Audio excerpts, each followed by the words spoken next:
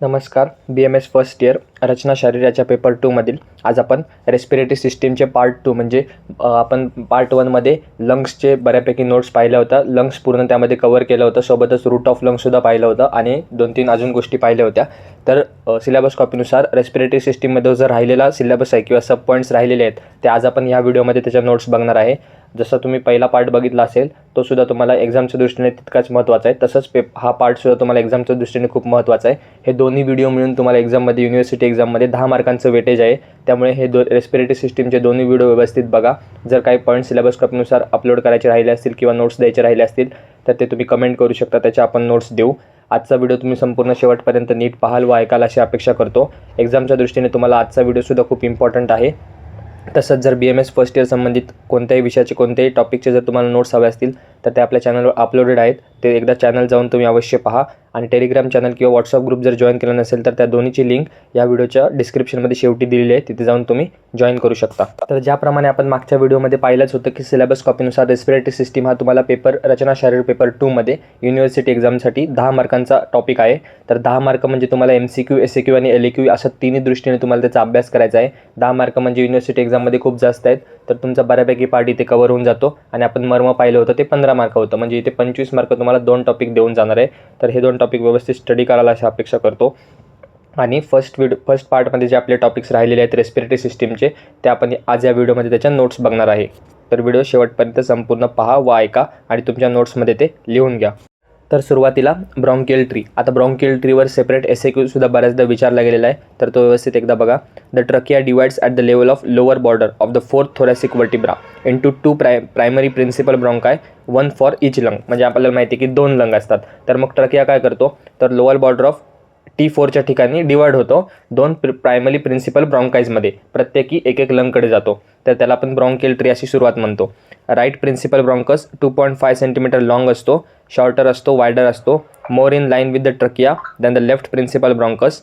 Inhaled particles tend to pass more frequently to right lung and hence infections are common on right side than left side. म्हणजे बऱ्यापैकी हे right principal ब्रॉन्कसमधूनच inhale particle जातात, त्यामुळे बऱ्यापैकी right lung हा जास्त infected असण्याचे chances असतात left साईडपेक्षा.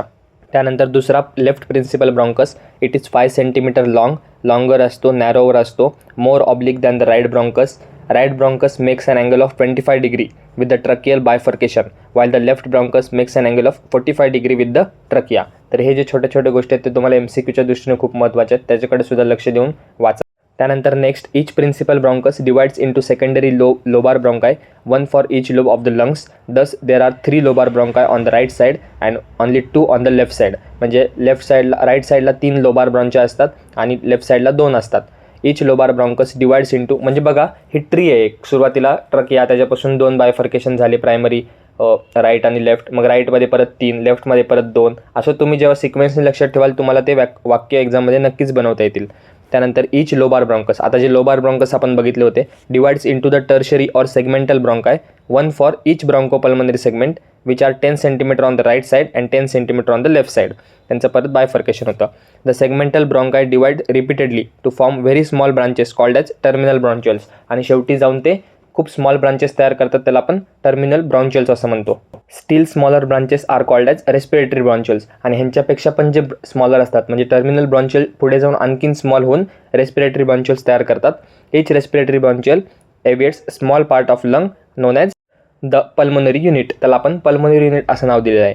The respiratory bronchioles ends in the microscopic passages which are alveolar ducts, atria, air saccules, pulmonary alveoli, Latin small cavity, gases exchange takes place in the alveoli. तर respiratory ब्रॉन्च्युअल्स पुढे जाऊन या प्रकारे end होतात. म्हणजे थोडक्यात एक सिंपल लक्षात ठेवा, सुरुवातीला ट्रकिया, त्याचं 2 मध्ये बायफर्केशन होतं, राईट ब्रॉन्कस, लेफ्ट ब्रॉन्कस, राईटमध्ये परत 3 ब्रॉन्काय असतात, लेफ्टमध्ये 2, त्या 3 ब्रॉन्कायचे परत टर्मिनल ब्रॉन्क्युल्स, त्यानंतर परत रेस्पिरेटरी ब्रॉन्क्युल्स, अशी त्याची सिक्वेन्स आहे. आणि शेवटी रेस्पिरेटरी ब्रॉन्क्युल्स एंड होतात alveolar duct, air saccule, pulmonary अल्व्हेओलायमध्ये. तर ही सिक्वेन्स व्यवस्थित लक्षात ठेवा. त्यानंतर आता नेक्स्ट पॉईंट आहे bronchopulmonary segments. These are well defined anatomical, functional and surgical sectors of the lung. Each one is aerated by the tertiary or segmental bronchus. Each segment is a pyramidal in shape and with its apex directed towards the root of lung. Each segment has a segmental bronchus, segmental artery, autonomic nerves and lymph vessel. The segmental venules lies in the connective tissue between the adjacent pulmonary units of the bronchopulmonary segment. यामध्ये काय जास्त explain सारखं नाहीये, जे तुम्हाला theory दिलेली आहे ती एकदा वाचून घ्या आणि त्याचप्रमाणे तुम्ही एक्झामसाठी लक्षात सुद्धा ठेवा. त्यानंतर नेक्स्ट आता राईट लंग आणि लेफ्ट लंग. राईट लंगमध्ये तुम्हाला माहिती आहे सुरुवातीला आपण पार्ट 1 मध्ये बघितलं होतं की त्याला 3 लोब असतात. 2 फिशरद्वारे त्याचे 3 लोब होतात, अप्पर, मिडल आणि लोअर. तर कोणत्या लोबमध्ये कोणत्या सेगमेंट आहेत तर ते बघूयात. अप्पर लोबमध्ये अपायकल सेगमेंट, पोस्टेरियर सेगमेंट आणि अँटेरियर सेगमेंट. मिडल लोबमध्ये लॅटरल आणि मेडियल सेगमेंट. लोअर लोबमध्ये superior, medial basal, anterior basal, lateral basal आणि पोस्टेरियर बेसल सेगमेंट्स. तर हा चार्ट आहे असं लक्षात ठेवा, एक्झाममध्ये तुम्हाला खूप इम्पॉर्टंट आहे. आता ज्याप्रमाणे आपण राईट लंगचे ब्रॉन्कोपल्मोनरी सेगमेंट्स पाहिले, तसंच सेम लेफ्ट लंगमध्ये आपण माहिती आहे की एकच फिशर असतं, त्यामुळे त्याचे 2 लोब तयार होतात, अप्पर लोब आणि लोअर लोब. अप्पर लोबमध्ये 2 डिव्हिजन असतात, अप्पर डिव्हिजन, लोअर डिव्हिजन. त्याच्यामध्ये अपायकल, पोस्टेरियर, अँटेरियर आणि सुपिरियर लिंग्युलर आणि इन्फिरियर लिंग्युलर असे सेगमेंट्स तयार होतात. आणि लोअर लोबमध्ये superior, medial basal, anterior basal, lateral basal आणि पोस्टेरियर बेसल सेगमेंट्स तयार होतात. त्यानंतर नेक्स्ट आहे trachea and extra pulmonary bronchi have pseudostratified ciliated columnar epithelium with goblet cells. No muscularis mucosa is present. Sub म्युकोजा contains mucus and serous acini. Outermost is the musculocartilaginous layer with C-shaped hyaline cartilage and smooth muscle fibers. Intrapulmonary bronchus have pseudostratified ciliated columnar epithelium with goblet cells. Terminal bronchioles are lined by columnar epithelium with no cilia or goblet cells. म्हणजे हे तुम्हाला माहिती असणं गरजेचं आहे की कोणत्या ब्रॉन्क्युलला कशाची लेअर, कोणत्या एपिथेलियम असतो आणि कोणते सेल्स इथे प्रेझेंट असतात, एवढं तुम्हाला इथे माहिती असणं आवश्यक आहे. त्यानंतर next respiratory bronchioles are lined by cuboidal cells आणि alveoli are lined by squamous cells. म्हणजे आता जी मागची स्लाईड आपण बघितली त्यामध्ये कोणत्या ब्रॉन्क्युलला कोणतं एपिथेलियम आहे तेवढं दिलेलं आहे, ते लक्षात ठेवा. त्यानंतर आता clinical anatomy. Usually the infection of the bronchopulmonary segment remains restricted to it, although tuberculosis and bronchogenic carcinoma may spread from one segment to another. त्यानंतर carina is a hook-shaped process projecting backwards from the lower margin of lowest tracheal ring. It helps to divide the trachea into 2 primary bronchi, जसं की right ब्रॉन्कस आणि left ब्रॉन्कस. Right हा 25 डिग्रीचा angle तयार करतो आणि left हा 45 डिग्रीचा अँगल तयार करतो ट्रकियासोबत. Foreign bodies mostly descend in the right bronchus as it is wider and more vertical than left bronchus. म्हणजे शक्यतो फॉरेन बॉडी ही राईट ब्रॉन्कसमध्ये जास्त जाण्याचे चान्सेस असतात, त्यामुळे राईट साईड तिथे जास्त इन्फेक्शनचे चान्सेस असतात. त्यानंतर क्लिनिकल अॅनाटॉमीमध्ये नेक्स्ट आहे postural drainage. Patient is made to lie on the left side. Secretions from the right bronchial tree flow towards the carina due to the gravity. ग्रॅव्हिटीमुळे काय होतं, करिनाच्या दिशेने ते राईट ब्रॉन्कियल ट्रीचं सिक्रेशन्स फ्लो होतात.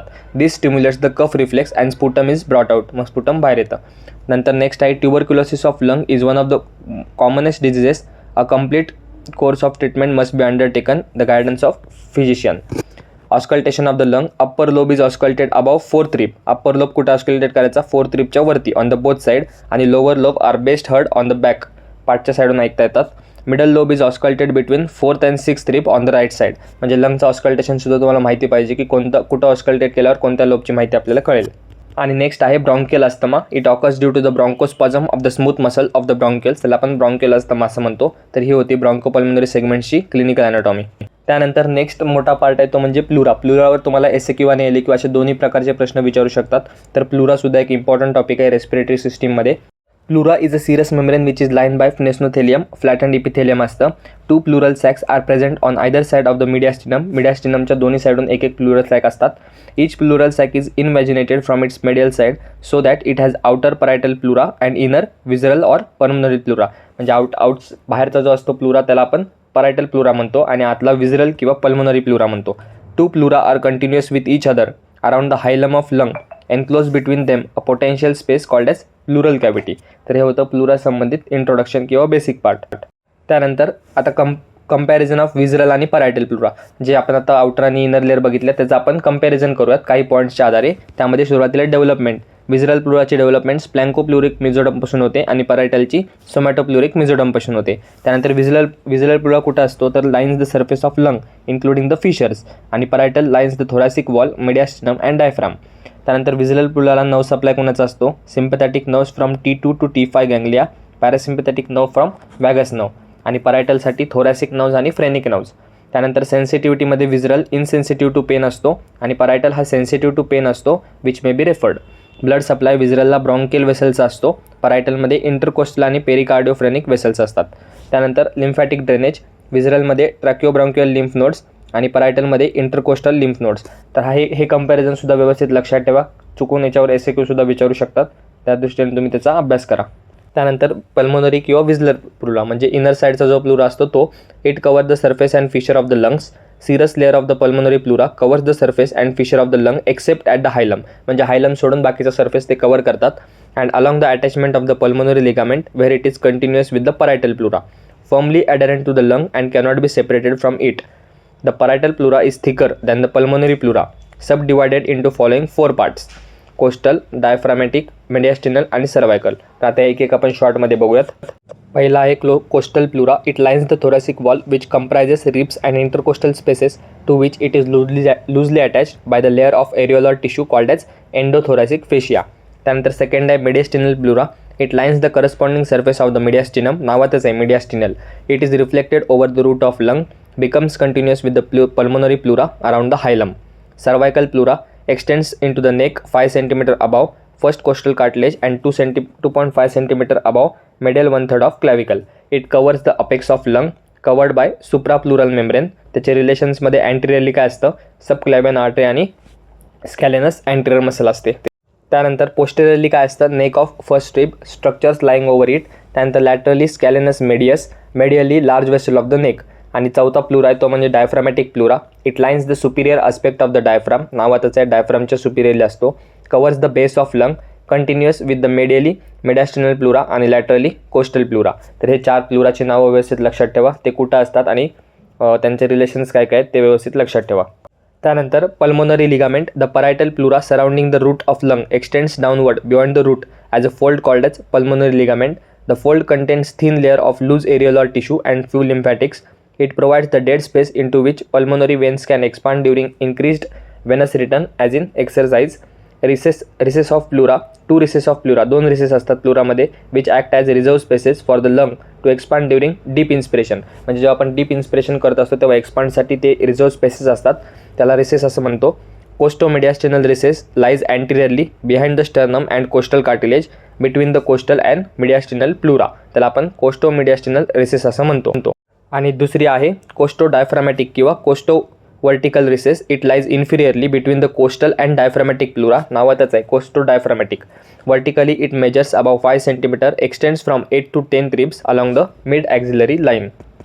त्यानंतर नर्व सप्लाय. आता प्लुराला नर्व सप्लाय कोणाचा असतो, तर the parietal pleura supplied by somatic nerves, costal and peripheral parts of diaphragmatic pleura by the intercostal nerve, the mediastinal pleura and central part of diaphragmatic pleura by phrenic nerves. Pulmonary pleura autonomic nerve. Sympathetic nerves काय करतात, तर 2nd to 5th sympathetic ganglia. आणि पॅरासिम्पॅथॅटिकमध्ये कोण आहे, vagus nerve.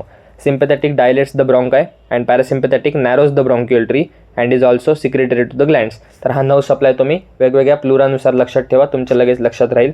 4-5 point इथे लिहिले तरी खूप झालं. त्यानंतर नेक्स्ट आहे blood supply. The parietal pleura is intercostal, internal thoracic and the musculophrenic arteries आणि venous drain mostly into the azygos and internal thoracic veins. हा त्याचा ब्लड सप्लाय आहे.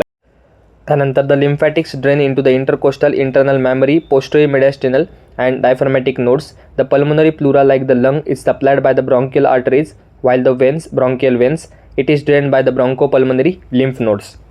त्यानंतर आता शेवटचा पार्ट म्हणजे प्लुराची clinical anatomy. Aspiration of any fluid from the pleural cavity is called as paracentesis thoracis. It is usually done in the 8th intercostal space in the mid axillary line. The needle is passed through the lower part of space to avoid the injury to the principal neurovascular bundle that is vein, artery आणि nerve.